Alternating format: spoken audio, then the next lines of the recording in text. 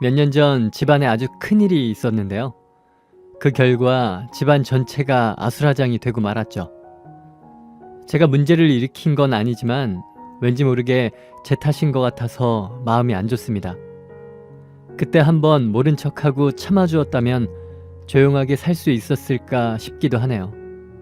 하지만 그냥 덮어둘 수만 없었던 제 이야기를 한번 해볼까 합니다. 저와 남편은 젊었을 적 부모님이 마련해주신 선으로 만나게 되었습니다. 솔직히 외모는 제 스타일이 아니었지만 만날수록 남편의 순수하고 착한 마음에 끌리더라고요. 그렇게 저희는 결혼을 하게 되었고 결혼 후 남편과 함께 고깃집을 운영하면서 잘 살았습니다. 주로 남편은 주방에서 고기를 담당했고 저는 홀을 담당했습니다. 부부가 함께 식당을 운영하다 보니 바쁘기는 했지만 2살 터울로 딸 둘도 낳았고요. 작게 시작한 가게를 조금씩 확장해 가면서 부자는 아니더라도 힘들지 않게 생활을 했죠. 물론 모든 것이 다 평온하기만 한 것은 아니었어요. 남편의 무른 성격 때문에 다툴 일도 종종 있었습니다. 처음엔 그 착한 성격이 마음에 들어서 결혼을 했지만 사업장에서 사람을 부리며 함께 일을 하다 보면 가끔 제 속을 답답하게 만들기도 하더라고요. 집안을 풍비박산 만든 이 일도 결국 남편의 착하기만 한 그 마음에서 비롯된 것이겠죠. 이 일의 시작은 몇 년 전 10년 정도 일하시던 주방 언니가 갑자기 일을 그만두신다고 하면서 시작되었습니다. 그 언니가 오랫동안 식사에 올라가는 반찬들을 담당해 주었기 때문에 저희 부부는 막막했어요. 어느 식당이나 그렇겠지만 주방 쪽은 마음에 맞는 사람을 구하기가 힘들고 적당히 구했다가 조금만 마음에 안 들면 금세 그만둬 버리기 때문에 월급을 조금 올려줄 테니 같이 일하자고 설득을 해보았죠. 하지만 이미 나이가 60이 다 되었던 주방 언니는 월급보다 병원비가 많이 나간다면서 이제 몸이 예전 같지 않다며 쉬어야겠다고 하더군요. 그리고는 미처 마음에 맞는 사람을 구하기도 전에 일을 그만두었습니다. 그래서 남편과 저는 급하게 다른 사람을 구할 수밖에 없었죠. 다른 사람을 구하기도 전에 그만둔 주방 언니가 야속하기도 했지만 남편이 사람을 구하는데 오래 걸린다는 것을 이미 알고 있으니 그 언니도 등을 돌리는 수밖에 없었을 겁니다. 그렇게 언니가 나가고 역시나 사람을 구하기가 참 어렵더라고요. 게다가 그 언니가 가게에서 하던 일이 많아서 빈자리가 더욱 크게 느껴졌습니다. 하지만 남편 눈에 차는 사람이 없어서 저와 남편이 가게에서 일하는 시간을 늘릴 수밖에 없었고 집에 가면 살림도 해야 하는 저는 정말 힘들었어요. 여보, 그냥 일 잘할 것 같은 아주머니 아무나 뽑으면 안 되는 거야? 안 되지, 당연히. 아무리 고깃집이라도 사람 하나 잘못 들어오면 골치 아픈 일 생긴다고. 게다가 아무나 뽑았는데 또 금방 그만두면 어떡해. 지금은 좀 힘들지만 성격도 잘 맞고 일도 오래 할 사람으로 구하자. 사실 일하겠다는 사람은 종종 있었는데 남편이 마음에 안 든다고 자꾸 퇴짜를 놓더라고요. 남편은 가게 사람을 뽑을 때 굉장히 신중한 편이었거든요. 제 마음 같아서는 고양이 손이라도 빌리고 싶었지만 사실 남편이 사람 보는 눈이 있는지 남편 마음에 든다고 한 사람들은 정말 일도 열심히 하고 무엇보다 오랫동안 일을 했습니다. 그러니 저는 잠자코 있을 수밖에 없었어요. 그렇게 몇 달이 지난 어느 날 남편이 드디어 사람을 구했다고 말했습니다. 그래도 빨리 구해서 다행이다. 자기야, 근데 이분은 어디서 구했어? 그게 소개받았어. 소개? 누구한테? 왜 그거 있잖아. 춘천의 박 사장님이. 박 사장님네 장사 잘 돼서 오히려 사람이 필요하면 필요했지. 우리를 소개해줘? 뭐 우리야 잘된 일이지만. 무언가 흐리멍텅하게 대답하는 것이 석연치 않게 느껴졌지만 남편은 평소 제 질문에 그런 식으로 대답하는 일이 많기도 했고 무엇보다 일할 수 있는 사람을 찾아서 다행이었죠. 그리고 다음날 예쁘장하게 생긴 젊은 여자가 가게로 들어왔어요. 안녕하세요. 오늘부터 일하게 된 정연화입니다. 네, 어서오세요. 여기 제 옆에 있는 사람이 제 아내예요. 주로 홀을 담당하는데 바쁘면 주방 일도 함께 보니까 이 사람한테 배울 게 많으실 겁니다. 남편은 짤막하게 저를 소개하고는 곧장 그녀에게 무슨 일을 해야 하는지 알려주더라고요. 저는 그 모습이 너무 이상했어요. 왜냐하면 정연화라는 사람은 한국 국적이 아닌 것 같았거든요. 저희 가게에는 모두 한국 사람만 일했습니다. 남편이 문화가 다르고 말이 잘 안 통하면 일하는데도 불편한 게 한두 개가 아니라고 하면서 싫다고 했거든요. 그래서 제가 남편을 살짝 불러서 왜 저 사람을 뽑았냐고 물었더니 요즘 가게 장사도 잘 안 되고 인건비도 많이 올라서 그랬다고 하더군요.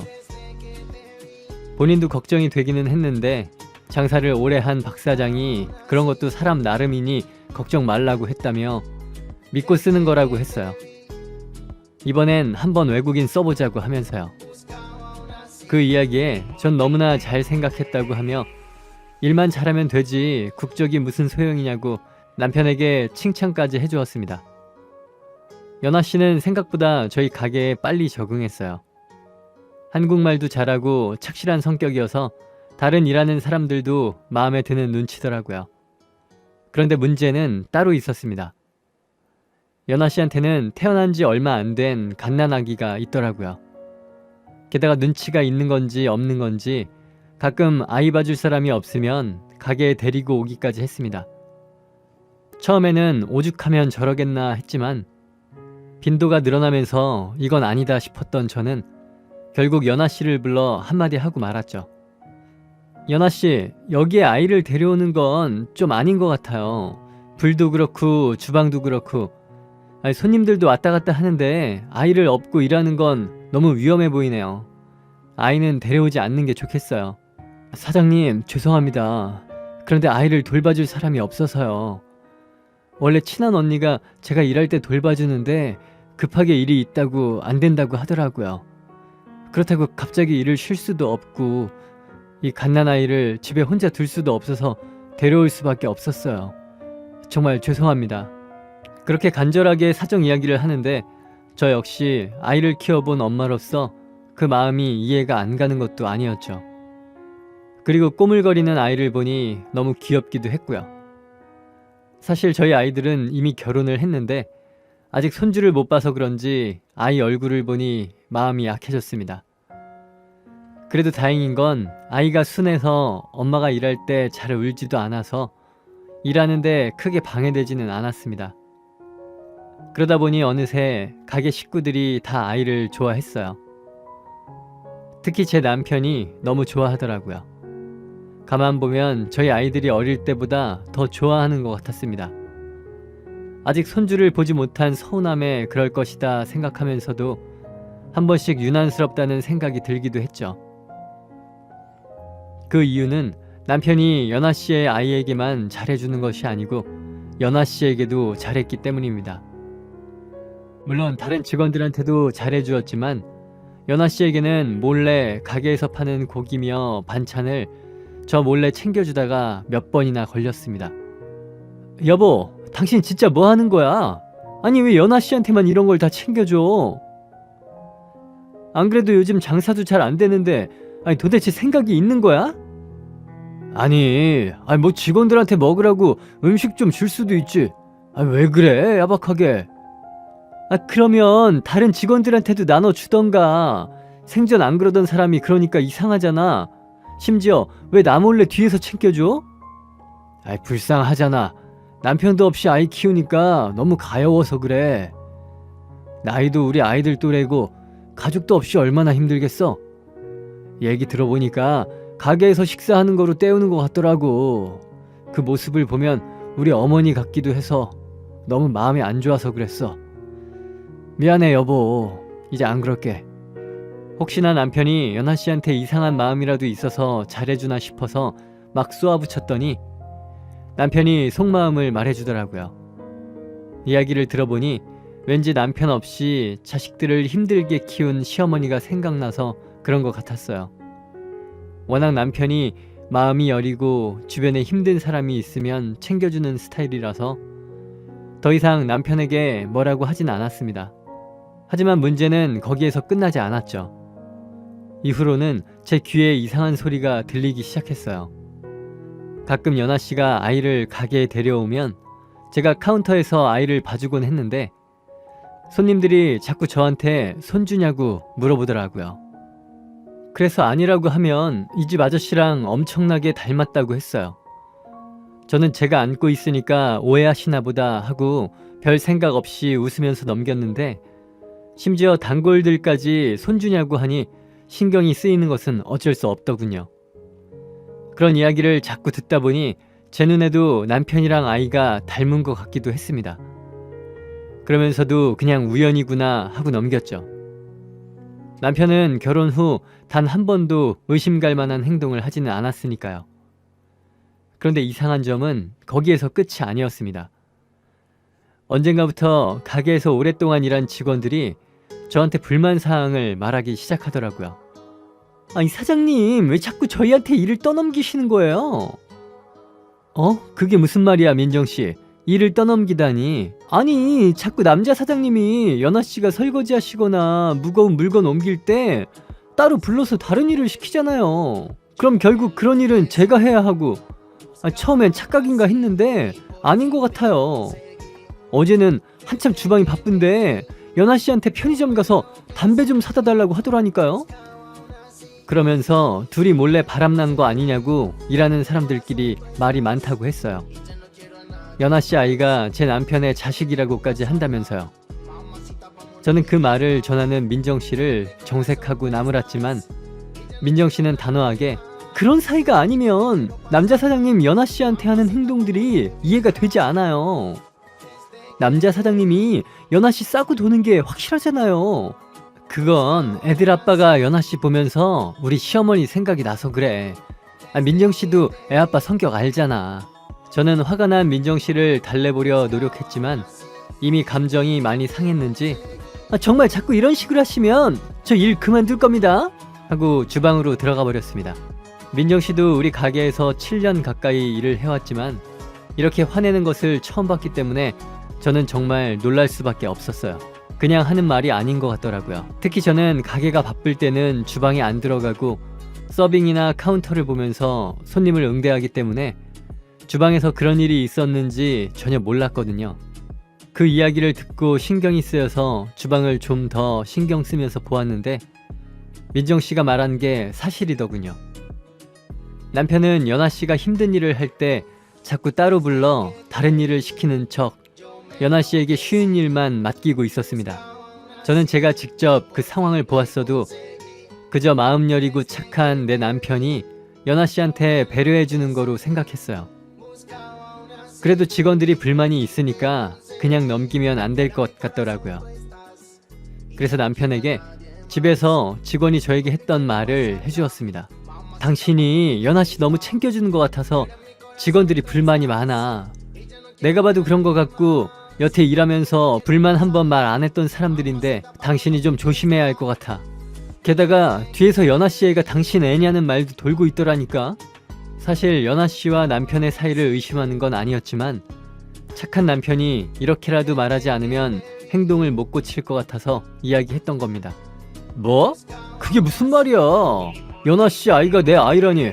아니 무슨 말도 안 되는 소리를 하고 있어? 내가 잘해주지는 못했어도 평생 한눈 안 팔고 당신만 사랑했는데 그게 무슨 말이야? 아니 내 말은 그런 이야기도 있다고. 내가 그렇게 생각한다는 게 아니고 당연히 당신의 아닌 거 내가 알지. 그런데 자꾸만 연아씨 싸고 도니까 그런 이야기도 나온다고. 그러니까 당신도 행동을 조심할 필요가 있어. 아무리 그래도 그렇지 그런 말은 입 밖으로라도 내뱉는 게 아니야. 사람들을 말려야지 나한테 그 말을 그대로 전하는 게 어딨어? 그런데 남편이 엄청 기분이 나빴는지 오히려 저한테 버럭버럭 하더라고요. 결국 그날 저희 부부는 오랜만에 크게 싸웠습니다. 제가 나중에 남편에게 사과를 하고 연아씨가 불쌍하다고 느껴지는 게 이해는 가지만 다른 직원들과 차별하지 말아달라고 부탁을 했어요. 남편은 언제나 그러하듯 제 사과에 곧 기분을 풀었죠. 저는 그저 속으로 사람이 착해도 문제구나 하고 넘어갔습니다. 그런데 얼마 후 제가 남편과 연아 씨의 사이를 의심하게 하는 일이 발생했습니다. 저희 가게 매출은 남편이 다 관리를 했어요. 재료도 남편이 직접 사고 직원들 월급도 남편이 직접 주었습니다. 물론 당일 정산도 남편이 직접 했고요. 그날도 남편은 어김없이 카운터에서 정산을 하고 있었습니다. 저는 별 생각 없이 오늘 돈 많이 벌었나 확인해 보려고 남편 옆에 서 있었어요. 그런데 제가 저녁에 손님들 계산을 할 때랑 확연하게 차이가 날 정도로 현금이 줄어 있더라고요. 어머, 여보, 이상해. 아까 내가 한 8시쯤 마지막으로 돈통을 열어서 손님 계산을 해줄 때랑 현금 차이가 너무 나. 그냥 착각한 거겠지. 당신 말이 맞으면 누가 훔쳐갔다는 건데 누가 사람들 다 있는 가게에서 간 크게 돈통에 손을 대겠어? 아니야, 맞아. 왜냐면 저번에도 현금이 줄어든 것 같아서 그 뒤로 내가 현금이 대충 얼마 있는지 보곤 했거든. 한번 CCTV 좀 돌려봐요. 카운터 바로 위에 CCTV 있잖아. 그런데 CCTV를 돌려보자는 제 말에 남편이 엄청 당황하더라고요. 그리고 말을 하는데 더듬거리고 심지어 제 눈조차 제대로 못 마주쳤죠. 제가 수십 년 남편을 봐왔는데 남편이 거짓말할 때 하는 행동들이었습니다.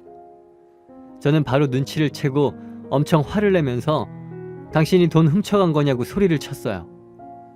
그랬더니 남편이 처음엔 아니라고 박박 우기더라고요. 그래, 그러니까 CCTV 돌려보자니까. 내가 카운터를 보는데 내가 마지막으로 본 금액하고 다르다고. 제가 소리를 지르자 그제야 남편은 본인이 돈을 가져갔다고 했습니다. 그러면서 왜 가져갔는지는 말하지 않더라고요. 왜 말을 못해? 당신이 돈 필요한 게 뭐가 있어? 어? 어디 다른 여자라도 생겼어? 당신 진짜 두 집 살림이라도 차린 거야? 제가 너무 화가 나서 말을 했더니 그제야 남편이 연아 씨한테 돈을 준 것이라고 말했습니다. 제가 도대체 왜 그러는 거냐고 물어봤더니 형편이 너무 딱해서 자꾸 잘해주게 되더라고 했어요. 연아 씨 월급으로 월세 내고 나면 분유 사고 기저귀 살 정도밖에 안 되는 것 같은데 아이 때문에 일하는 시간을 늘릴 수도 없는 것 같다고 했습니다. 그 모습이 너무 딱해서 아이 옷이라도 사입히라고 돈을 몇 푼 쥐어줬다고 했어요. 그러면서 앞으로는 절대 안 그러겠다고 싹싹 빌더라고요. 저는 앞에서는 알겠다고 이해하는 척 해주었지만 돈까지 훔쳐다 주는 걸 보니 그제서야 남편이 연아 씨에게 느끼는 감정이 단순히 동정이 아닐 수도 있겠다고 생각하게 되었습니다. 그 일이 있은 뒤부터 남편이 연아 씨와 같이 있는 게 너무 신경이 쓰이더라고요. 그래서 둘이 있는 것 같으면 몰래 뒤를 따라가서 이야기를 엿듣게 되었어요. 그런데 아니나 다를까 연아 씨가 쉬는 날 둘이 몰래 만나기로 했다는 것을 듣게 되었죠. 저는 그 이야기를 듣자마자 그동안 남편의 수상한 행동들이 다 연아 씨한테 이성적인 감정이 있어서 그런 것이라는 확신이 들더라고요. 그래서 당장 남편의 머리털을 뽑고 싶었지만 그냥 만나는 것 자체만으로 외도라 할 수가 없어서 현장을 덮치기로 정했습니다. 그리고 연아 씨가 쉬는 날 두 사람이 만나기로 한 시간에 그 장소로 갔습니다. 연아 씨는 아이도 데리고 왔더라고요. 그리고 세 사람이 어딘가로 향하는데 그 모습이 너무 다정해 보여서 온몸에 피가 거꾸로 솟는 것 같았어요. 최대한 침착하고 몰래 뒤를 쫓아서 가봤더니 세 사람은 백화점으로 향했습니다. 그리고 아이의 옷을 같이 사더라고요. 그리고는 마치 한 가족처럼 마트에 들러 다정하게 장을 보더니 남편은 끝내 그 여자 집으로 들어갔습니다. 제가 밖에서 남편을 기다렸는데 한참을 나오지 않더군요. 저는 더 이상 참을 수가 없어서 연아 씨의 집 문을 두드렸습니다. 당신 거기 있는 거 다 알아. 얼른 문 열어. 둘이 지금 안에서 뭐 하는 거야? 당장 문 열어. 제 목소리를 들은 남편이 문을 열어주었고 당황한 얼굴을 하고 저를 바라보더군요. 저는 서 있는 남편을 밀치고 집 안으로 들어가서 소리를 지르면서 집안을 난장판으로 만들었습니다. 연아 씨는 아이를 데리고 화장실에 숨었고 남편은 화가 난 저를 말렸지만 제 분노를 잠재우기에는 역부족이었어요. 한참을 난리를 치고 나니 그제야 좀 진정이 되었죠. 그제서야 남편이 모든 것을 사실대로 말해줄 테니 이야기 좀 들어달라고 했습니다. 한숨을 내쉬며 머뭇거리던 남편은 입을 열었고 그 이야기는 제 상상을 초월하는 이야기였습니다. 정말 그 아이는 제 남편과 가족이 맞더라고요. 그 아이는 바로 제 시동생의 아이였습니다. 당시 40살의 아이가 12살이고 예쁜 아내를 둔 막내 시동생이 연아 씨와 바람이 났던 것이었습니다. 남편의 이야기를 듣고 처음에 믿지 못하겠다 했더니 제 앞에서 시동생에게 전화를 걸더라고요. 야 임마, 네 형수가 다 알았다. 근데 내 앤 줄 알아. 너 때문에 내가 이혼하게 생겼어. 형수한테 사실대로 말 좀 해라. 그리고 저에게 휴대전화를 넘겨주었습니다. 형수님, 제 아이 맞아요. 죄송합니다. 형님 애 아니에요. 아니 지금 이게 무슨 소리예요? 서방님이 2집 살림을 했다고요? 네, 죄송해요 형수님. 알고 보니 시동생은 동서 몰래 연아씨와 연인관계로 지내다가 연아씨가 임신을 했고 시동생과 아이 문제로 다툼을 벌였다고 합니다.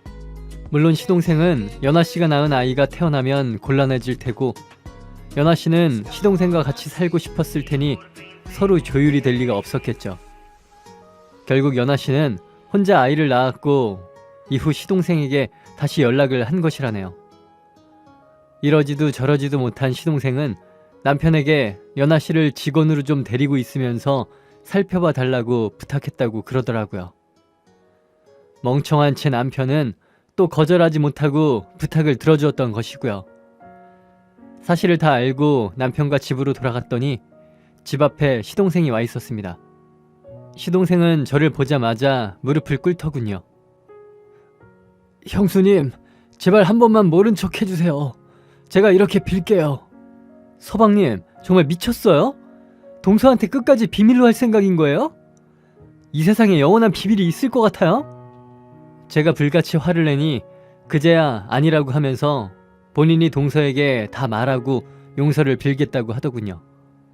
아무래도 시동생은 제가 알지 못했으면 끝까지 비밀로 하고 아이를 없는 자식 취급하려고 했던 것 같았습니다.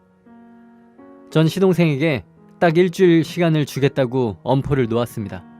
일주일이 지나도 동서가 모른다면 제가 직접 동서에게 말을 하겠노라고 선언했죠. 그리고 6일 뒤 집안이 발칵 뒤집혔습니다. 시동생은 버티고 버티다 결국 동서에게 말했고 그날 바로 셋이서 삼자대면까지 했다고 해요. 그 와중에 연아씨는 시동생과 살고 싶다고 했고 시동생은 연아씨 말고 동서와 살겠다고 했답니다. 그런데 동서는 바람 피운 시동생을 용서할 수 없었고 이혼을 요구했습니다. 어떤 여자가 그런 남편과 살겠나요? 형수인 저도 시동생이 소름 끼치는걸요. 결국 동서는 아이를 데리고 집을 나가버렸고 시동생은 빌고 매달리기를 반복했지만 결국 1년의 소송 끝에 이혼을 당하고 말았습니다. 그 사이 연아씨는 우리 가게에서 나갈 수밖에 없었죠. 시동생과 결혼을 하던 안 하던 시동생의 상간녀를 알고도 품어줄 수는 없었습니다. 그것은 동서에 대한 예의도 아니었고 가게 직원들에 대한 예의도 아니라고 판단한 것이죠. 이번에는 남편 역시 조용히 제 의견에 따랐습니다.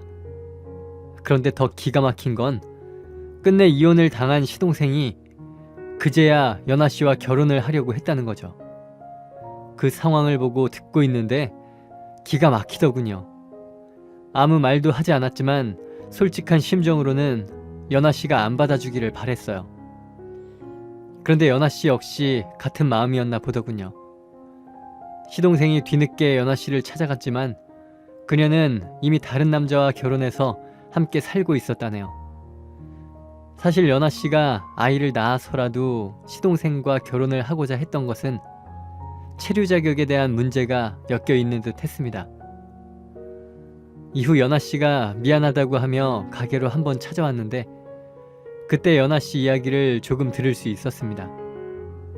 처음 만날 때는 시동생이 유부남인 줄 몰랐다고 하더군요. 나중에 임신을 하고 난 뒤에 결혼을 하자 했더니 그제서야 유부남인 것을 밝혔다네요. 그럼에도 불구하고 시동생을 사랑했다고 하더군요. 그런 선택을 해서는 안 되었지만 아이를 낳으면 자신에게 올 것이라는 기대도 한 모양입니다. 하지만 삼자대면을 하던 그날 부인에게 매달리며 자신과 아이를 매몰차게 버리는 것을 보고는 마음이 떠났다고 하네요. 아빠 없이 자랄 아이가 안타깝기는 하겠지만 그런 아빠는 필요 없다고요. 아마 결국 지금 결혼한 남자가 아이의 아버지가 된 듯 했습니다.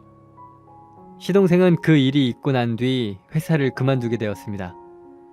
동서가 같은 회사였거든요. 동서가 회사를 그만두지 않으면 판결문을 인사과에 보내겠다고 으름장을 놓았다고 하네요. 이곳저곳 취업할 곳을 알아보던 시동생은 우리 가게에서 일하면 안 되겠느냐 했지만 제가 거절했습니다. 우리 가게는 일자리 없는 사람 돌봐주는 곳이 아니라고 하면서 말이죠. 이후 시동생은 낙동강 오리알이 되어 여기저기 떠돌아다니고 있어요. 남편에게 이야기를 들어보니 일용직을 전전하며 살고 있는 듯 했죠. 이렇게 사람이 다른 사람 마음을 아프게 하면 이렇게 벌을 받는 모양입니다. 이 일이 있은 뒤로 저는 남편한테 아무리 가족이라도 무슨 부탁을 하면 저에게 먼저 꼭 말하라고 신신당부를 하고 있습니다. 사실 지금도 그래요. 처음부터 제가 알고 상황을 정리했다면 이 일이 이렇게까지 되지는 않았을 것 같아요. 물론 가장 아쉬운 것은 시동생이 그런 말도 안 되는 행동을 했다는 것이지만요. 이번 일로 남편도 느끼는 것이 많은 듯 합니다.